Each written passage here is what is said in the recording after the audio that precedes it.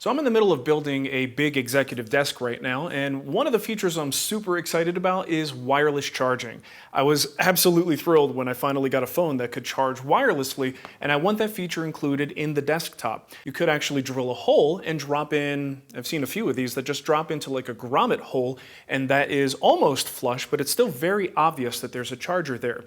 Well, I want something that's a little bit more elegant than that and also very well hidden. So I think we can route a hole and a channel in the underside of the desk and pop one of these standard chargers in there.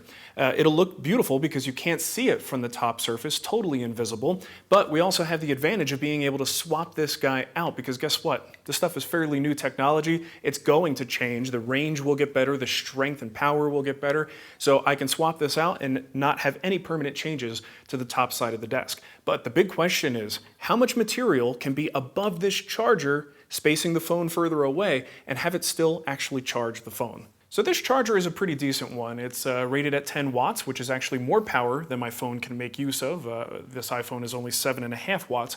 So when I put it on there, no problem at all charging through this case. And this is actually a substantial case. So the question is, with wood on top, how much can we get away with? Now, this is a 1/4 inch piece of cherry, and when I put my phone, no dice.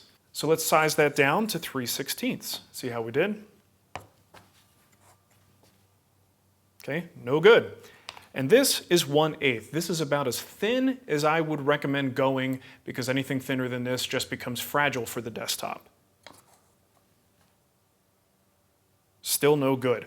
All right, so that tells you that the range on this particular model, and honestly most of these at this point, is not good enough to allow for wood plus a thick case. All right, so this thick case is my problem. I could obviously have a thinner one that would work better for this. So let's do the test again. 1/4 inch material with the bare phone. Oh, we got it. Okay, so if you are a bare phone user, you could go as thick as a 1/4 inch here. I think most people have cases, so I would recommend probably aiming for this 3/16 thickness, and this way you could probably have a pretty standard thin case on there. Now, if you're a thick case user like me, because I'm an anti-wallet person and I like to just have my essentials on me at all times and don't want to carry the wallet, I'm kind of screwed either way. So I am going to make the best decision for the material. I'm probably going to aim for about a 3/16 sliver of material left, maybe getting somewhere between that and 1/8. First, I need to locate the ideal position for the charger using my keyboard to help me visualize my setup. I can then route the recess using a pattern bit and a circle template. Obviously, I don't want to punch through the top, so I take careful measurements as I go. After the main recess is cut, I'll cut a notch for the power connector and then a long groove for the cord. After finishing the desktop, I'll use some hot glue to hold everything in place as a non-permanent connection, an idea I got from Brad at Fix This Build That. And one final test after installation. Success. So of course, this is just one example using one particular charger, and you might get different results depending on the one that you purchase.